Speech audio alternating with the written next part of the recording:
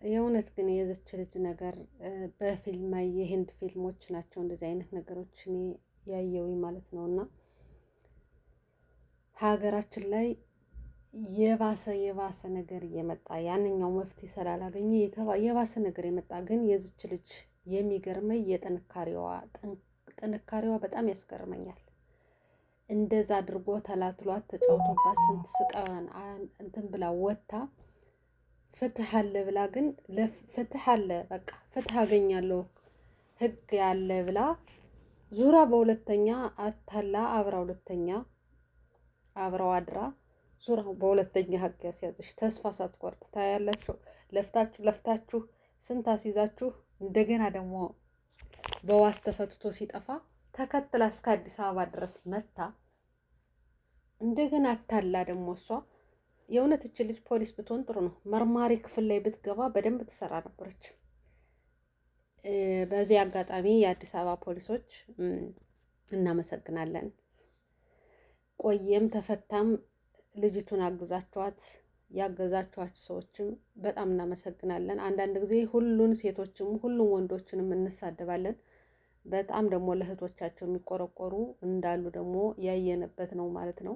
የዚች ልጅ ጥንካሬ ግን እኔ በጣም ገርሞኛል። ማለት እኔ በሷ ቦታ ብሆን ተስፋ ቆርጬ ኩርኩም ብዬ ነው ዝም ምል እንጂ እንደሷ በቃ ርቀት ሄጄ የራሴን እንዴትስ አምና ነው እንዲሁ ወላሂ እንዴት ብላ ነው አምና አልጋ ይዞ ሄዳ እንዲያው አብራ መተኛቷ ምን አይነት እምነት ቢኖራት ነው አልኩኝ። እኔ ይገለኛል ብዬ ነው ማስብ። ግን የእሱን ስስ ልቡን ታውቀዋለሽ። ልጁ ግን ጤነኛ አይመስለኝም። አንድ ጤነኛ ሰው እንደዛ አድርጎ እንደ በግ ከታትፏታይ እንደ ዳቦ ቆራርጦ ጥሏት ተመልሳ ስትሄድ አለመጠራጠሩ እውነቷን ነው ብሎ እሱ ብር በሚዲያ ላይ ተለቅሞ ሊበላ ገንዘብ ሊሰበስብ የእሷን ችግር እንዲያው እንትን ሳይል አዙሮ አብሮ መተኛቱ እኔ በጣም ነው የገረመኝ። የእሱ ግን ጤነኛ አይመስለኝም። እኔ አንዳንድ ጊዜ ነው ወይስ የራሱ ጉዳይ በልቼ ልሙት የፈለገውን አድርጌ ልሙት ብሎ ሰው እንትን ብሎ ነው። እኔ በጣም የእሱ ነገር እኔ በጣም ነው የሚገርመኝ። የእሷ ጥንካሬ የእሱ ደግሞ ጅል ታውቃላችሁ። ያንን ሁላ ነገር ትንሽ መትታችሁ እኮ ታፍራላችሁ። እንደ ስጋ ሲመታትራት አድሮ አንገቱ ያለውን ጠባሳ እዩት። ከሆዱ ያለው ጠባሳ ደግሞ ስታዩት በጣም ያስፈራል።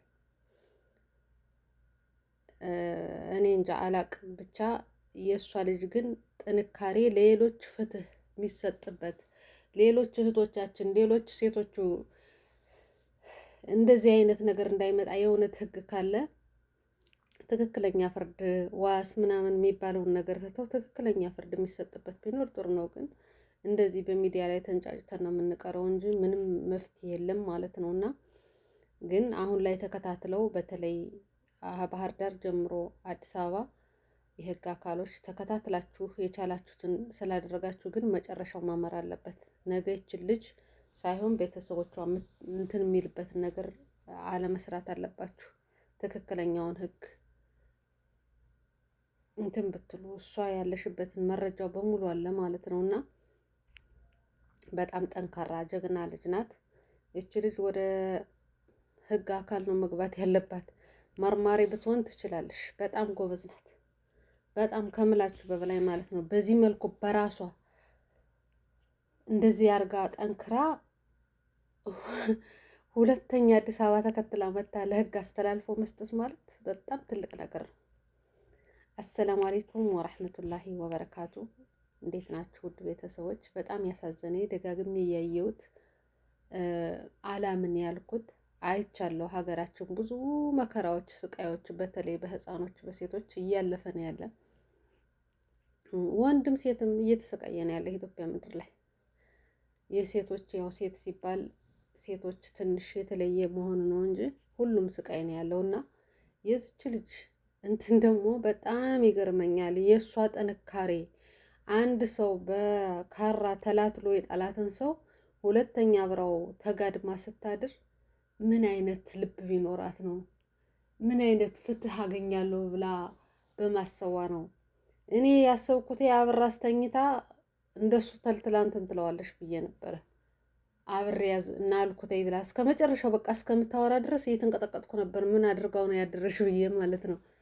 አብራ በተደጋጋሚ አብራ እያደረሽ ጭራሽ ለህግ አስተላልፋ እንጂ እኔ በራሴ የሆነ ነገር ላድርግ ብትር ትችላለሽ ወይ መጠጥ ነገር አጥታ ብታስተኛው ወይ ምን ብታደርገው ይሄ ጅል ነው። በቃ ከሆዱ ጋር ከምኑ ጋር ነው ያለ። ስለሷ ሴትነት አይደለም የሚያስበው ያለ ገንዘብ ነው ይዞት ያለ እና ያንን አድርጊያት እንትን ብዬ የሆነ ነገር አድርጌ እወጣለሁ አላለሽም። እሷ ለህግ አካል አሳልፋ ሰጥታ ለሌሎች እህቶቿ መማሪያ እንድትሆን እንዲማሩበት እሷ ያለፈሽበትን ጥንካሬ ሌሎቹ እንዲማሩ ነው ሀሳብ ያላትና ያንን ደግሞ አድርገዋለሽ። እንግዲህ በኋላ የህጉ የራሱ ጥብቅ ነው፣ ቀላል ነው፣ ይለቁታል አይለቁትም የሚባለው አስፈሪ ቢሆንም የእነሱ ሀሳብ ነው። እሷ ግን ያለውን ኃላፊነቱን ወስዳ ለህግ አስተላልፋ ጥላለሽ። ደግሞ አብራችሁ ያገዛችኋት በጣም በጣም የምትመሰገኑ በጣም የምትከበሩ ጀግናዎች ናችሁ ማለት ነው። ዛሬ እንኳን ለማያውቁት ሰው የሚያውቀው ሰው ራሱ ለምስክርነት እያየ የሚመሰክርበት ጊዜ ነው ማለት ነው። ከዚህ መሀል ደግሞ ንጹህ ፍትህን ፈላጊ ካለምንም አግባብ እንዲበደሉ የማትፈልጉ ብዙ ሰዎች ቀርባችሁ ያየናችሁ በጣም ሸገር ሚዲያ ላይ የቀረባችሁት ወጣቶች ትመሰገናላችሁ። ፋይል ይዛችሁ ምስጢሯን ደብቃችሁ አብራችሁ አይዞሽ እያላችሁ እሷ ደግሞ እንዴት ነው ደፍራ ያን ወንድ እንደዛ አድርጎ ተጫውቶባት ፍቅረኛ ያለሽው ሌሎቹን አምና። አንዳንዱ ሰው በፍቅረኛው ከንትን ካለ እንኳንም ሌላ ፍቅረኛ ወንድሞቹ ሁላ ያስጠሉታል፣ አባቶቹ ሁላ ያስጠሉታል። ብዙ ሰዎች ታውቃላችሁ፣ አባቴ እናቴ እንደዚህ ያደረጋት ብለው አባትን ይጠራሉ። እናትን ደግሞ በአንድ መጥፎነት ሁሉም ሴቶች ደግሞ እኩል አድርጎ በዛች ሴት ምክንያት ሁሉም ሴት የሚበቀላል። እሷ ግን ያንን እንትን ሳትል ሌላ ሰዎችም እሱ እንደዛ አድርጎ ቢጎዳይ ሚረዳይ ሰውም አገኛለሁ ብላ ባገኘሽው አጋጣሚ ሰዎችን ታማክር ነበር። ደግሞ አገዟት ማለት ነው። እና እናንተ ከዚች ልጅ ምንድን ነው የተማራችሁት? ግን እንደኔ ደጋግማችሁ አይታችሁታል። እኔ መጀመሪያው ጀምሮ አሁን 3ኛ ቪዲዮ ተለቋል። አሁን የመጡበት ሸገር ሚዲያ ላይ እና በጣም ዝም ብዬ በቃ ያየሁት ነው። አንዳንድ ጊዜ ፊልም ነው እንዴ አላጋነንኩኝ እንዴ በቃ የህንድ ፊልም ነው ራሳ ድራማ እየሰሩ ነው እንዴ እላለሁ። አንዳንድ ጊዜ ደግሞ ሳየው ቁስሏንና ጠባሳውን ሳየው ደግሞ እቺ ልጅማ እውነቷን ነው። በነገራችን ላይ ቁስሎች አሁን በሜካፕ የሚሰሩ ናቸው። ግን በቃ እኔ ተወላወልኩኝ ማለት ነው። አዙሬ ደግሞ ይሄ ነው እንትን የሚመስለን ኢትዮጵያ ላይ ምን ህፃኖች እየተደፈሩ ብዙ እየተቆራረጡ በፌስታል ሆኖ ወደቀ በሚባልበት ሀገር እውነት ነው ፊልም አይደለም ብዬ ደግሞ ራሴ እንትን እላለሁ። እና በጣም ነው የተወዛገብኩበት። አሁን 3ኛ ነው የተለቀቀ ቪዲዮ። ሌላ መስካሪዎች ሲመጡ ደግሞ በጣም ይገርማል። እና እኔ ፍትህ አይደለም በዚህ ላይ ከሄቨን ወዲያ ፍትህ የተጠየቀለት ሚዲያ የተንጫጫለት ነገር የለም። ምንም እስካሁን ድረስ ሰውየው እስር ቤት ነው ያለ እንጂ ምንም የተደረገለት የለም። ያን የሞተው ሰው ሞቶ ተፈርዶበት የገዳይ ግን እስር ቤት ቁጭ ብሎ የሚቀለበት ሀገር ስለሆነ ነገ ደግሞ ወይ በ100,000 ብር አሁን በ30,000 ብር ዋስ ለቀውት ነበር። ነገ ደግሞ በ100,000 ብር ዋስ አድርገው ዛሬ 100,000 ብር ሆነ 1 ሚሊዮን ብር ብሩ ረክሷል። ምንም አያደርግም። ምንም አይመስላችሁ። በብር የሰው ነፍስን እንትን አትበሉ። የሰው ነፍስ ረክሶ በብር በቃ 100,000 ብር 50,000 ብር 30,000 ብር የሰውን ህይወት እንደዛ አድርጎ አመሰቃቅሎ ገሎ በዋስ ሊወጣ መብት አለው። 30,000 ብር ዋስ አድርጎ ይባላል። ድሮ 1,000 ብርም 500 ብርም በዋስ ሲባል በጣም ህጉም እንትን ይከበራል። የመልስ ጊዜ ማለት ነው። ተጠንቅቆ ነው ያቺ 500 ሆነ 1,000 ብር ብዙ ሚሊዮን ብር ነው የምትመስል። እነሱም ወደዛ ስተት እንዳይመለሱ ሆነው ይወጣሉ። አሁን ግን ብር ምንም አይደለም። አንዱ ወጥቶ በሚዲያ ላይ ቢለምን በቀን 1 ሚሊዮን ስለሚያገኝ ሳይሰራ ሳይለፋ የሆነ ምክንያት እየተደረደረ እንደዚህ በቀላሉ የሚያገኙት ነገር ሆነ። የሰው ህይወት ደግሞ ረከሰ። በፈለጉት ነገር ይጫወታሉ ማለት ነው። እና አሁን የዚች ልጅ እንግዲህ አዲስ አበባ የታሰረ ማስከኞ ነው የተያዘ ያስያዘሽው ወደ ክልሉ ነው የሚሄደው፣ ወደ ባህር ዳር። እንግዲህ ከባህር ዳር ነው የፍቅርታቸው ፎቶቸውን ስታዩ ምን አይነት ቆንጅዬ ልጅ እንደነበረሽ ኮሜንታቸው ከውስጥ የነበረው በሱ ቲክቶክ ሲለቀው ልጃችሁን እኛ ደግሞ ሳናውቅ ታምራላችሁ፣ ልጆቻችሁ ወልዳችሁ ማየት እንፈልጋለን ምናምን የሚያሽቃብጥ ፍቅራቸውን ላይ ያለውን ፎቶውን ስናይ በቃ ሰላማዊ ሰው ነው የሚመስለው። እና ኮሜንቶቹን ሳይ እኔ እውነት እውነት አልመስለ እያለ ነው። የት ነው ያለ ስንላት ደግሞ እኔ ጋር ነው ያለ ትላለች። እንደዛ ብላ ልትከስ ሄዳ ያለውን በደሏን ያለውን እያሳየሽ የት ነው የሚገኝ ሲላት እኔ ጋር አብረን ያለነ ትላለች። ይሄ በጣም የሚያስገርም ነው ብሎ የተገረሙበት፣ እኔ ራሴ የተገረምኩበት ነው።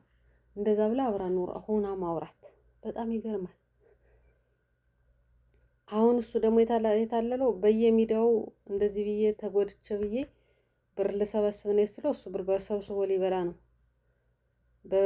በነገራችን ላይ ቤተሰብም ቢሆን ፍትሃዊ መሆን አለበት።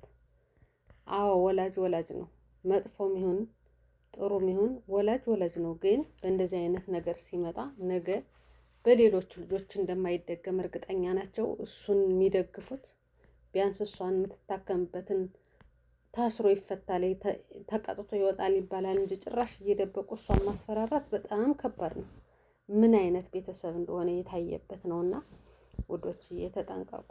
የእውነት በጣም ከባድ ነው። ለእኔ በጣም ነው ያዘንኩት በዚህና ደጋግማችሁ ብታዩት በጣም ያሳዝናል፣ ያሳስባል። አላህ ያስቱር፣ መቼም አላህ ይጠብቀን።